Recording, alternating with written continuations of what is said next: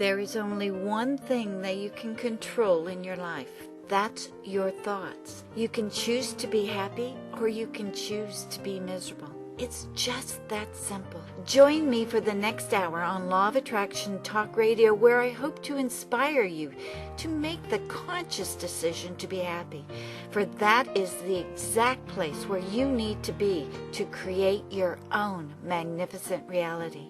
Let us begin now.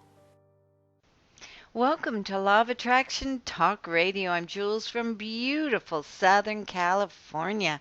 Well, tonight's show is all about how to get the most out of the Law of Attraction. We have Dr. David Shea, author of the book Total Law of Attraction, here tonight with us. And he's going to be talking about some things we already know about, some things we need to be reminded of, and some brand new secrets that are going to help us to fully understand our manifesting powers through the Law of Attraction. So it's going to be a really great show in which we can all really get back on track with our manifesting. Now, make no mistake, it's rough out there to stay grounded right now. Every day things seem to grab hold and distract us from really feeling good, from really creating from a feel-good place. Well, I'm hoping that listening to the show tonight, and as a matter of fact, listening to all of the shows on Law of Attraction Radio Network, will help keep you grounded in the knowledge that we are very powerful. We can create, we can do, be, have anything we want. As long as we understand that it starts and stops with us, with the way that we think, with the emotions that we're feeling. I want to remind you again that we live in an incredibly abundant universe and that it's our divine right to have everything that we desire. But sometimes, or somehow, when we were even a little child or perhaps even in the womb, we had a thought that led us to believe that we were imperfect, that something was wrong with us, that we were not worthy. So we need to understand that we can simply let those beliefs go and create other beliefs by letting us become the magnificent creator that we truly are. And that's what this show is all about tonight with Dr. David Shea. So stay tuned as we re-immerse ourselves into the principles of the Law of Attraction with Dr. David Shea, right here on Law of Attraction Talk Radio. You are listening to your daily dose of well-being and inspiration on Law of Attraction Radio Network at LOARadionetwork.com. Hear this incredible show on your smartphone through Stitcher.com, which goes through your car stereos with Ford Sync or any auto dashboard that has the internet. Listen to our 24/7 broadcast with our mobile app as well, or just listen through an MP3 player or computer. Remember, LOARadionetwork.com, heard in over 120 countries, is the radio station for your well-being. In today's world, the need to know about high-quality nutritional health products is extremely important. As a matter of fact, it can save your life. BetterWayHealth.com is only a phone call away to help you get what you need to re-energize every cell of your body, especially if you are currently having medical treatment.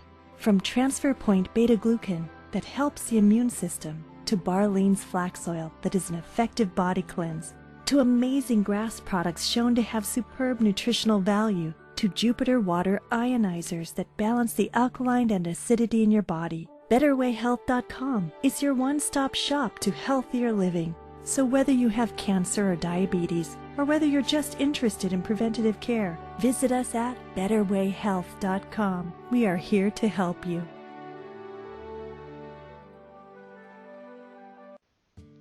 Hi there, it's cruise time again. Do you live in Southern California?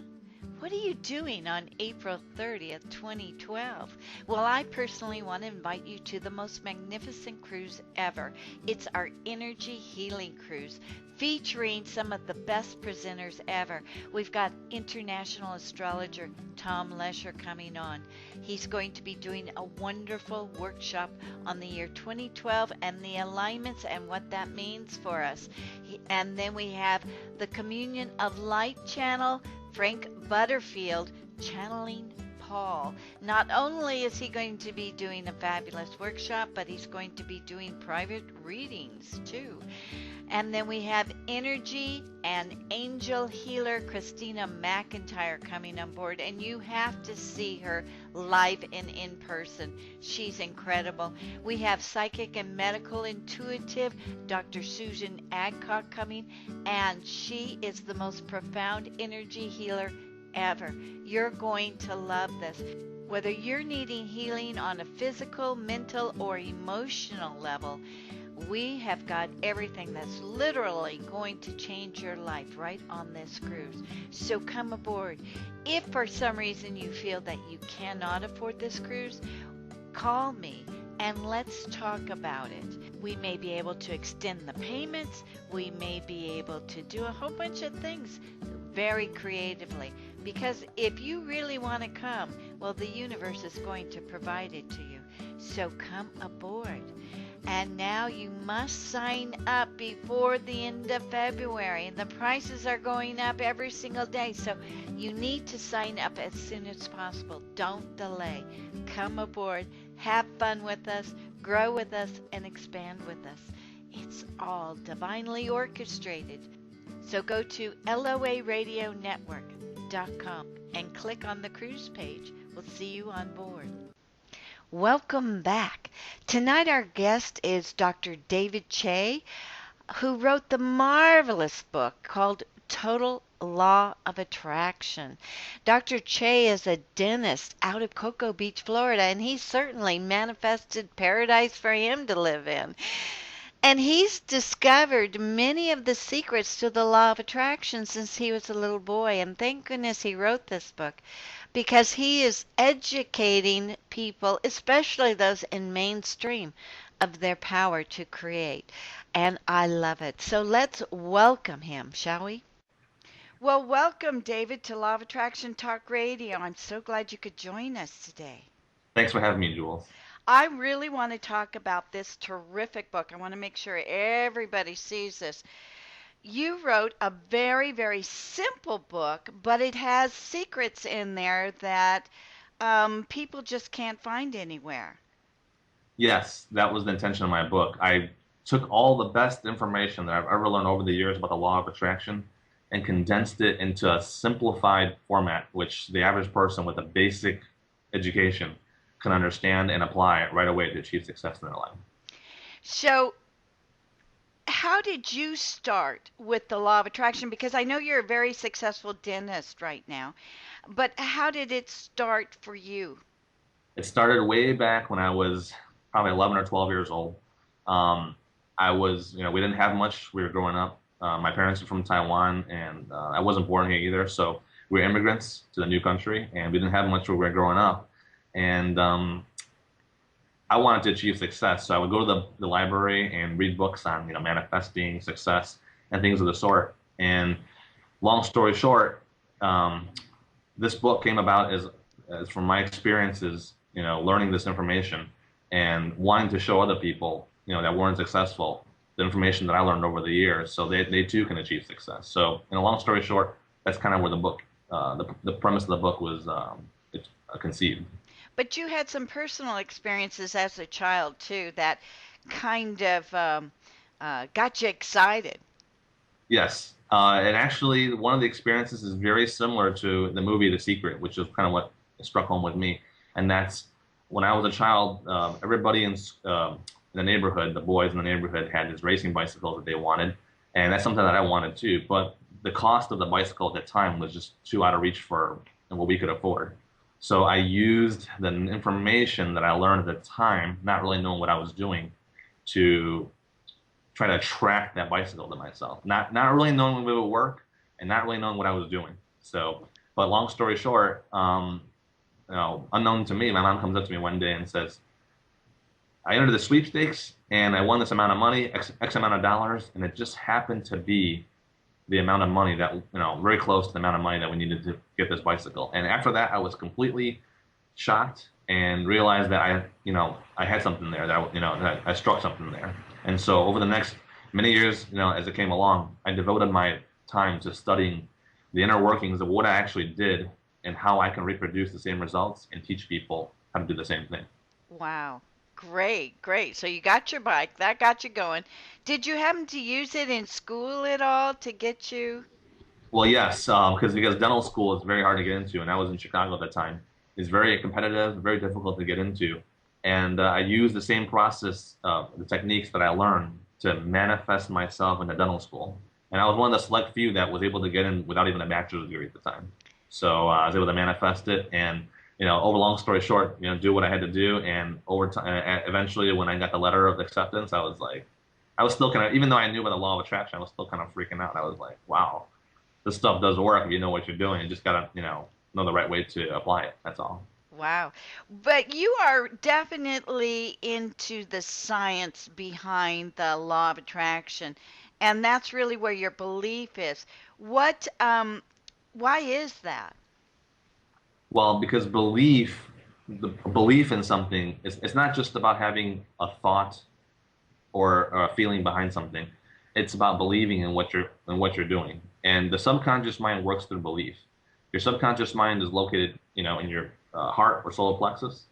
This is your conscious mind. This is your subconscious mind. Your subconscious mind manifests into your reality what you believe in all the time. So every one of us has different beliefs. So we're manifesting different things because of what we believe in. The subconscious works through belief. And so whatever you give your subconscious mind, as long as there's belief behind it, it will manifest. That's how it works. And that belief has to be powered up by emotion. Yes, yes. Here, let me explain what belief is, because most Okay. people have a different viewpoints on belief. Basically, a belief is an emotionalized thought that a person has accepted as true in their mind, whether it really is true or not. That's what a belief is. If you look in the dictionary, it's gonna have a different definition. But for our purposes, our practical purposes, that's what it is. And let me just repeat that again. And a belief is an emotionalized thought. I stress the emotion part. Is an emotionalized thought which a person has accepted to be true in their mind, whether it really is true or not. And so you can see cases like this all the time where someone believes that there's something, and all the circumstances are kind of manifesting in their lives where it's working out for them, but even though it really isn't true. Some people think that they're this kind of celebrity or person, and you see it all the time in their life. It's working out for them, and even though it's not true, but the circumstances are going their way. And so this is one of the key concepts in using the law of attraction. When you're trying to manifest more money, a better situation for yourself, the belief in it is the most important part. And so you're seeing yourself with emotion in that situation as true, even though it might not be true right now. You're putting yourself in that situation. And so your beliefs what causes that to, work in your favor. So you talk in your book about the waves of energy in the ether, the stuff between the planets. I thought that was wonderful. How does that play into our beliefs? Well, there's two ways. There's a few ways you can describe the waves of space. Now, most people that just understand law of attraction, they just think of it as, okay, I think about what I want, and they really don't know what's going on in the process behind it. So for our listeners, basically what's happening is when in space, there's a lot of empty space that we see in outer space. What seems like just empty space is actually filled with waves, invisible waves of energy. And when you think about something, when you place your conscious awareness on something, it causes the waves to collapse into a particle, which we call atoms, things something like that. Because when you learn in junior high science, if you keep breaking something down to its most smallest part, it becomes an atom. That's as far as it can go before you can't break anymore. So anything that you think about goes into space. Your thought energy collapses that wave of energy into a super small particle of matter. So over time, the more you put your awareness onto it, the chances of it becoming something in your physical reality get bigger and bigger. And later on, and this is one way of explaining it. Later on as we go on, before we end this, I kind of want to give there's another alternate explanation to this whole thing. But right now it's going to confuse people more than others. So towards the end, I think I'll give that alternate explanation of what's actually happening with that ether thing. Oh, good. Oh, good. That sounds interesting. Okay, so um, now give us some secrets that our listeners may not know about the law of attraction. Well, two things that separate my book from all the rest of the other books out there is that the first one is emotion and the law of detachment. Okay. I tell people, going back to the analogy of, what I always tell people is, if you go into your house and look at all the appliances, what is the common source of energy that powers all the appliances in your house? Electricity. So if I cut the power off to your house and there's no electricity going through any of them, none of the appliances are going to work. So I tell people, if people tell me, well, the books that they've read tell you that thoughts create things. I'm like, well, you have a lot of thoughts that you probably have thousands of thoughts that go through your mind every single day. But which of the thoughts that are going to manifest are the ones that have strong emotion behind it? So you can think of emotion like electricity in your house. The only thoughts that will ever manifest into your life are the ones that have strong emotion behind it. The emotions power those thoughts. So I tell people your emotions actually, in some respects, are more important than your thoughts. Sometimes just to manifest something, you don't necessarily have to have a thought of it. If you have the feeling of what it is you want, that's 10 times stronger than just thinking about it. Because when you think about it, that drives you to action. When you don't have a strong emotion behind a thought, the chances of you taking action behind it is going to be very slim. It's like starting a new business. Someone who starts a new business, if they just think about starting a new business, the chance of that occurring is going to be very, very slim. But if they have a strong feeling, a strong emotion behind starting that new business, the chances of that person taking action towards that desire is going to be way higher. And the chance of that being successful is going to be a lot higher too. Because if things go wrong, they're not quick to close the shop. Their emotion behind it will keep them to move forward with it, to keep it going. Oh, that's interesting. So would you say if a person said, oh, wouldn't that be nice? That starts you off in that emotion, that feeling of, wow, that would really be something. I think I'd really enjoy that. Is that the starting place? That's the starting place. And I tell people, if you notice everything that you've attracted into your life, most, if not all of them, are ones that you had an emotion behind it. The car you like, the cell phone that you chose, the clothes you wear, all those things that you quote, quote, attracted into your life weren't just by thoughts. There were thoughts that had emotion behind it. Mm-hmm. The ones that you didn't have emotion behind it really never came to fruition. It's the ones that you had a strong emotion behind it to start out is what drove you to take action to get them. Okay, so we are at the point where we have the emotion, and then how long do we think about this thing or desire or this person or this money that we want? How long do we think about it? I tell people it should be 3 minutes tops, because in this day and age, there's so much things going on. People are very distracted in their everyday activities. If you go any more than 3 minutes, for the average person, the mind's going to be so wandering and so scattered that the whole process is basically not going to work. So the best way is to have focused thought and emotion on what you want for 3 minutes, and then detach from it, which we'll go into in a bit, being detached from what it is you want. Okay, are you saying that we should meditate on it for 3 minutes, going away from everything else and focusing in on it for 3 minutes at the most? Yes, focusing on 3 minutes. And again, you don't even necessarily have to have a thought of what you want. I tell people the thoughts aren't as important as the emotion. If you can just, let's say it's a new house you want to live in. If you can just feel the feeling of living in that new house as if it's a reality right now, feel it for a good 3 minutes, then that's 98% of the process right there. Wow, great. Yeah. Great. Okay, so let's go on to that law of detachment, which is so confusing. Yes, it's. I would tell you that I've had to guess 99% of all people who know about the law of attraction um, probably do not know or understand what the law of detachment is. And I tell people, knowing the law of attraction without knowing the law of detachment is like learning addition, not learning subtraction, learning multiplication, and not learning division. You have to know both. And I think the reason why the law of attraction has not worked for so many people is because of the fact that they don't even know about the law of detachment, much less understand the process. And so the law of detachment basically is, think of it like this. Let's use an analogy first, because I love to use analogies to explain concepts to people. Mm-hmm. And so when you go work out at the gym, there's two phases. When you go to lift weights, there's a contraction phase and a relaxation phase. The contraction phase is when you're, exerting the muscle, and then when you relax later, that's when the muscle has time to regenerate. So the law of attraction can be thought about as the contraction phase, and the law of detachment can be thought about as the relaxation phase.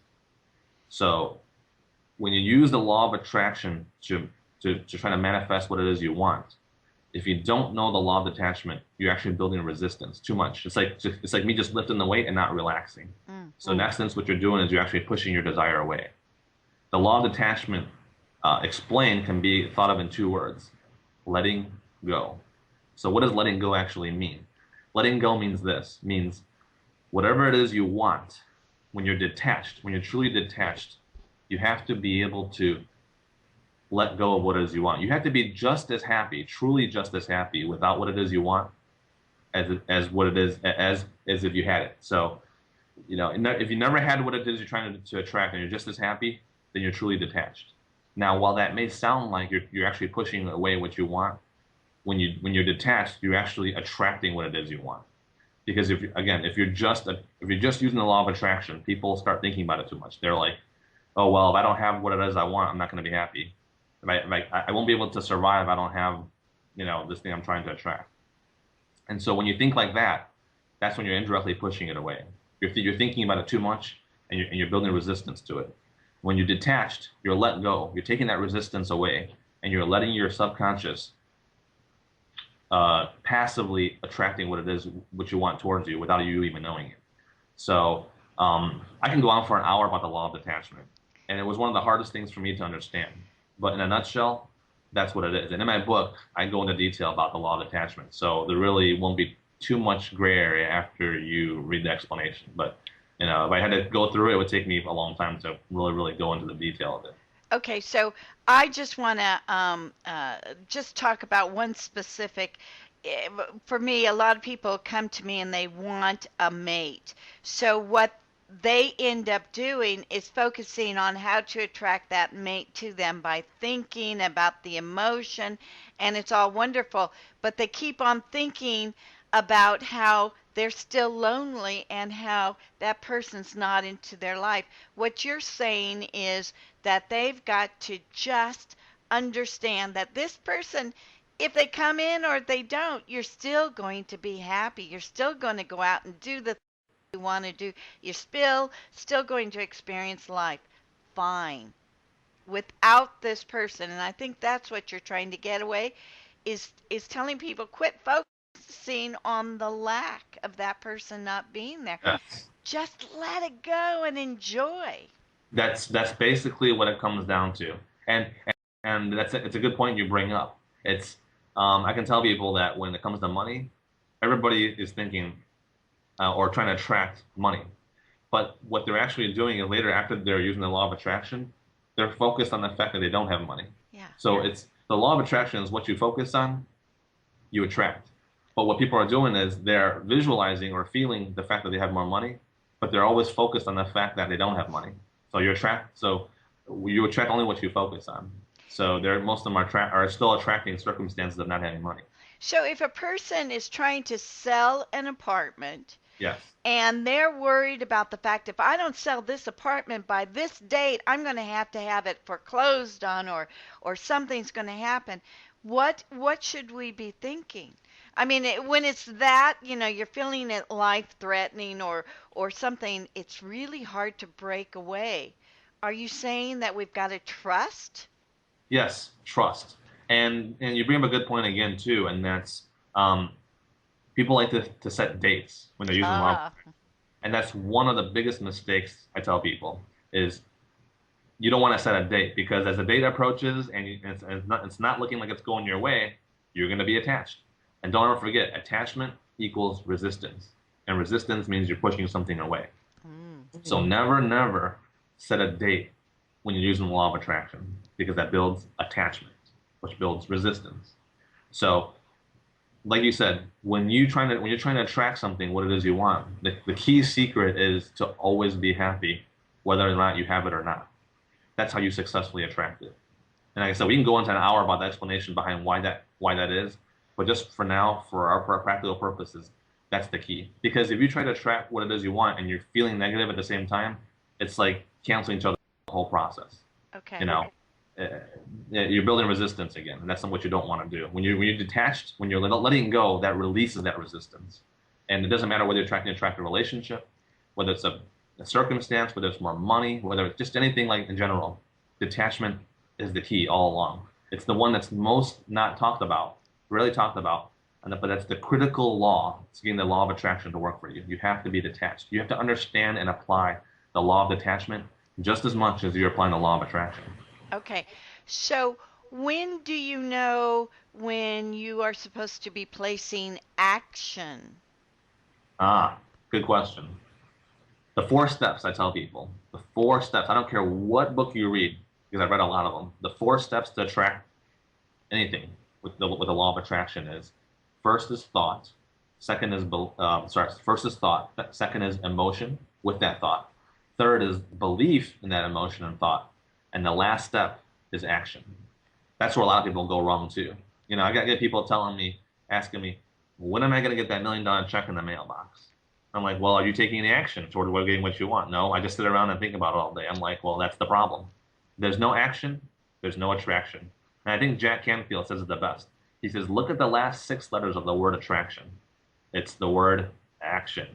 Without physical action, there can be no attraction. So your question is, when should you take action? And in my book, I go into this in more detail, but think of it this way. A lot of times when people use the law of attraction, they think that they have to start taking action all of a sudden. I tell them, follow the steps, that I tell you about, visualize what it is you want, feel it, believe it. You don't have to take action necessarily right away. Just sit back, and there may be maybe weeks, maybe some time before, you're actually in the mood or the zone to take action. Your subconscious will move you towards it. On the other hand, I tell people too, is sometimes you still have to take action. When you start taking action towards what it is you want, believe it or not, the universe starts bringing those situations toward you too. So let's say, you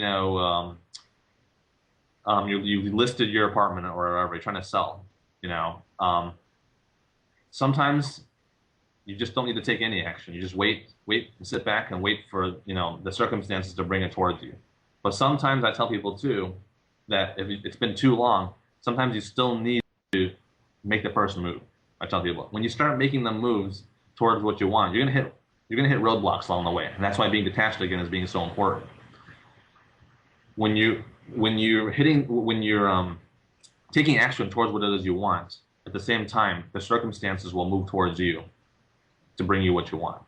Okay, and again, I don't want to get too complicated with the discussion. But again, another aspect of detachment is this.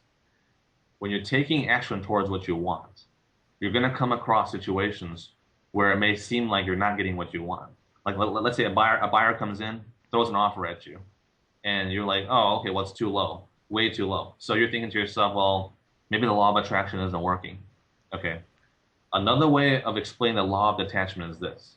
To successfully attract what you want, you have to be detached from the outcome. So I already gave one explanation of law of detachment. This is a second way of explaining it. So let's say you're going for that. Let's say you're going for a job interview. You think that this is the job that you're going to get. You really want this job. Then they tell you that, you know what, we're not going to hire you. So if you don't understand the law of detachment, you're going to be like, well, the law of attraction isn't working because I attracted this job and they rejected me. They didn't hire me.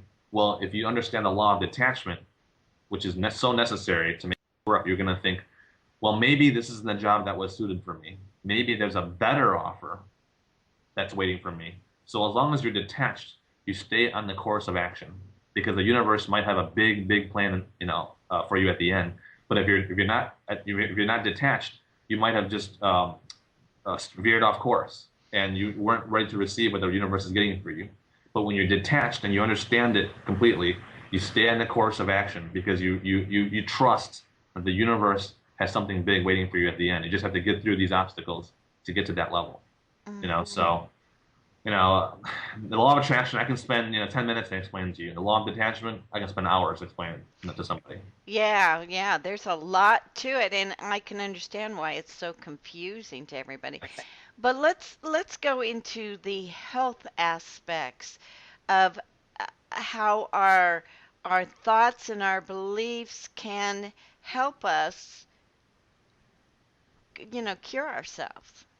Well, the health aspect of it, I tell people is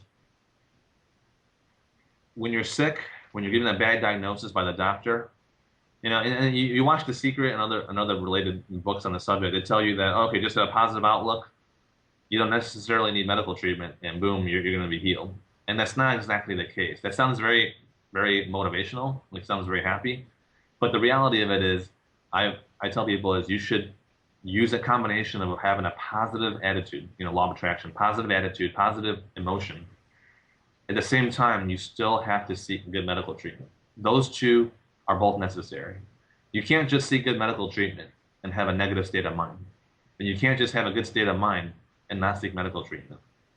The two go hand in hand. So if you just have a good medical treatment but not a good state of mind, your subconscious isn't going to allow that treatment to properly heal you. But when you have a good state of mind, your subconscious mind is in a good position to allow medical treatment to successfully assist in healing you of your illness. So realistically speaking, you have to have both. It's not just about, oh, if I just keep thinking positive or thinking my disease is gone, it's just going to go away. It's not that simple. So we need to be, one of the key things that separates me from all the other, law of attraction guys out there is that I'm realistic about things. I don't try to motivate you and say nice things that make you feel happy all the time. But I'm real practical and I'm down to earth and and realistic about how to apply the law of attraction.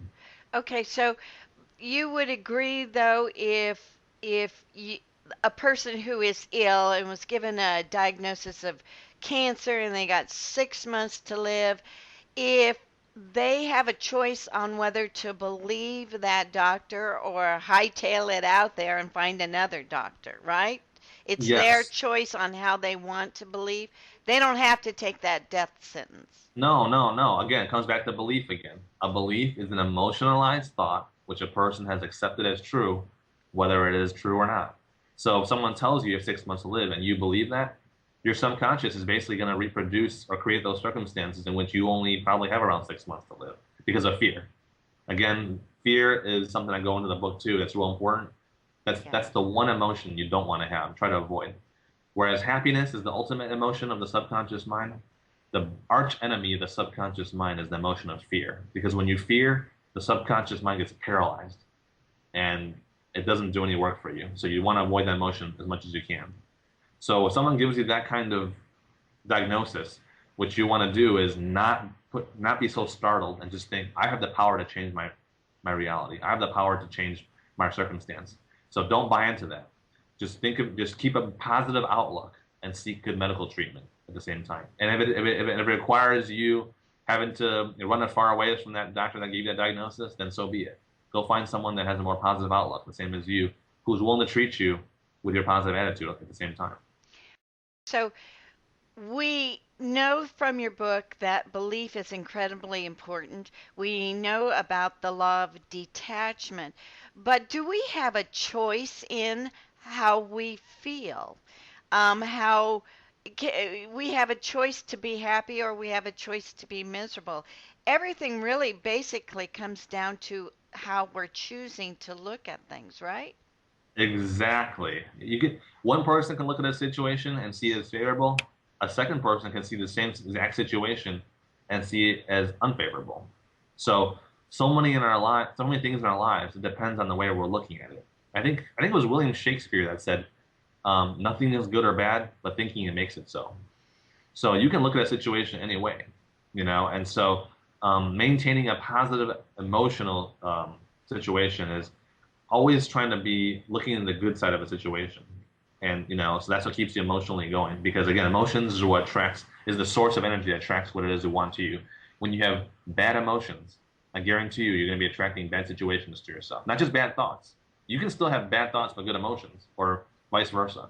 So emotions is what I want to share with your listeners is the number one thing. If you take nothing away from what we talk about today, the one thing you can take away from is good emotions, not thoughts. Good emotions attract good circumstances. Bad emotions attract bad circumstances. That's the bottom line. And so it goes back to what you were saying. It's about keeping a positive emotional um, outlook on things, no matter what situation you're in. And that's not easy for a lot of people, but it's something that takes time to train yourself to do. There's one final thing that I want to talk to you about because you're a dentist and people come into you and they have got these fears. Oh my gosh, I'm afraid of that needle. I got this, I got that, you know. And wouldn't you say that there's a totally different person that comes in and saying, hey, it doesn't bother me, everything's great. They have a very smooth procedure, but those other people are manifesting a kind of a terrible situation? Yes, yes. It's all, and again, it's the same situation, but a different way of perceiving it. And so, one person does come in and be like, "Wow, this is fine." Another person comes in, and a lot of it most of the time, it comes in from childhood experiences. Because I have to admit, I wasn't around, that long ago, but from what I've heard from, teachers and patients, is that dentistry was a little more, bit more, not as developed, I should say, back in the day. So a lot of adults come in with fears, mainly because they were a child, they had suffered, a lot of pain. So, but again, this comes as something that's been a built-in belief in their subconscious mind. So again, it's an emotionalized thought again, which comes in, which is manifesting their circumstances. It's just as you say. It really is. And just like you said, it could have these thoughts could have been born to us when we were younger and we've carried them on all of our lives. So you're saying that we have to go back and really look at those beliefs that we created when we were children.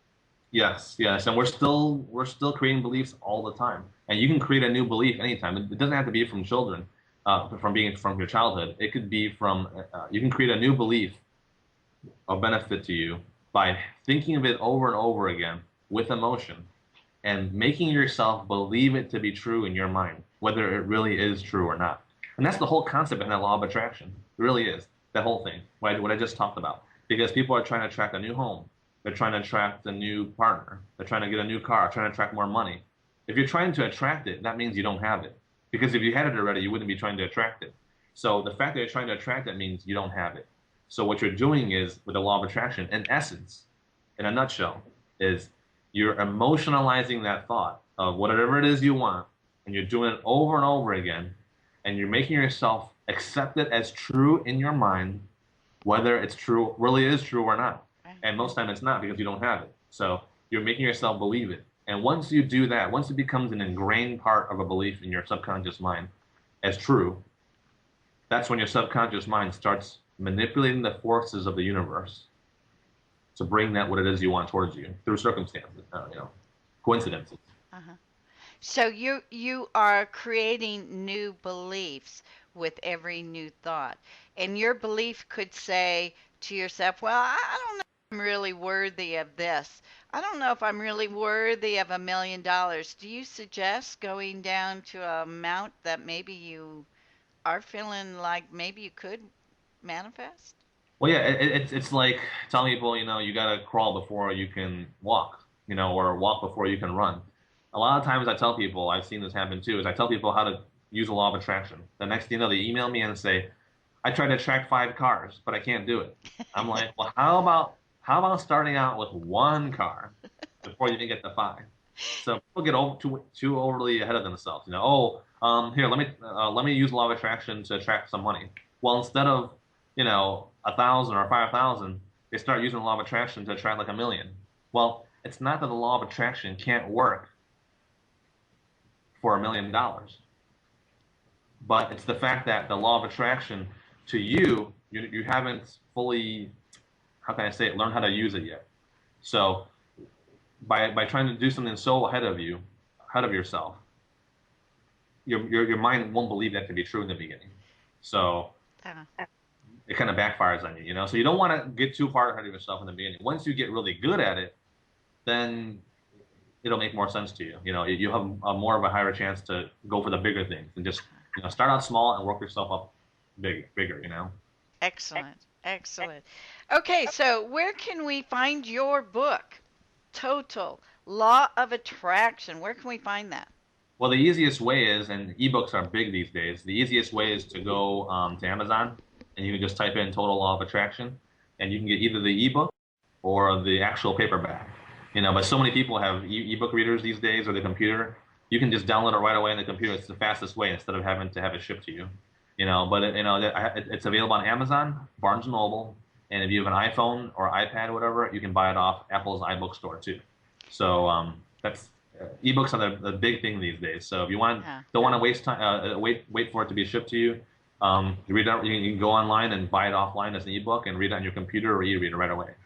And I'm going to recommend for those people that may not understand the law of attraction, who don't listen to our radio show, this is the perfect book to give to those people who are not quite sure about what to think about the law of attraction. Because like David said, it has the quantum science behind everything, which helps their belief. So you could really help someone by giving them this book.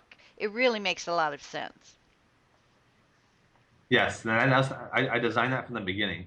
No fancy metaphysical stuff, no motivational, just the hard science and the hard practical application behind it. It's very direct and right to the point. So it's designed for anybody to read it and apply it right away, immediately to see results for the better. And yeah, it's a winner there. It really is a winning book, and I really like to see everybody just go and buy it and give it out to their friends. I think the world would be a really neat place if we know how powerful we are and how we can create such a better reality for us and our families and our friends in the world. Yes, yes. And especially in this time, every day I turn the news on. It's more job loss, the economy, everything else. I mean, right now, America is in a really tough recession. I mean, no matter what the news says, it's a real tough. People are having a hard times right now with the recession. And this is something that, fully learning the law of attraction, understanding it, which is working all of us at any time. Fully understanding this process will help us to better weather through this storm and better, attract better situations to us in the long run. Yes, absolutely. And remember, during the Depression, there were more millionaires created during the Depression than any other time in the history of the U.S. That's because people didn't even understand the law of attraction, but their passion got in there and they started creating out of the need. And that's what's so right about this. Again, get this book. You're going to love it, really love it. And it's so simple. It's so clear cut. So Dr. David Shea, thank you so much for coming on and sharing all of this wonderful information with us. Thanks. I really, really appreciate it. Hopefully I'll get a chance to speak again sometime. Oh, absolutely. Are you going to be writing another book? I'm really trying to make this one. I'm really trying to take the new age out of the law of attraction and make it more commercial, like weight loss and things like that. I'm probably going to hold off and see how this one does first, how the mass market, the mass audience reacts to this book first before I decide to do any more. Because trust me, the information in this one is going to be hard enough to understand already. What about you have seminars going on? At the moment, not yet. I just finished a tour, TV media tours, So I was busy with that, and I may be getting a speaking engagement soon, but right now I haven't anything scheduled yet. Okay, well, good. Well, keep us posted. And Great, thanks. and did we send everyone to your website? No, the website's just the name of the book. It's www.totallawofattraction.com. Okay, that's easy to remember. Thank you again, David. I really enjoyed it. Great, thanks. Really appreciate you having me. And to all my wonderful listeners, I'll talk to you again next week, right here, same place, same time. Talk to you later. Bye-bye. As we close another show, it is my sincerest wish that you have a wonderful week ahead. Remember, through you, the world changes to reflect your happiness. If you'd like to comment on today's show, please send me an email to jules@loaradionetwork.com.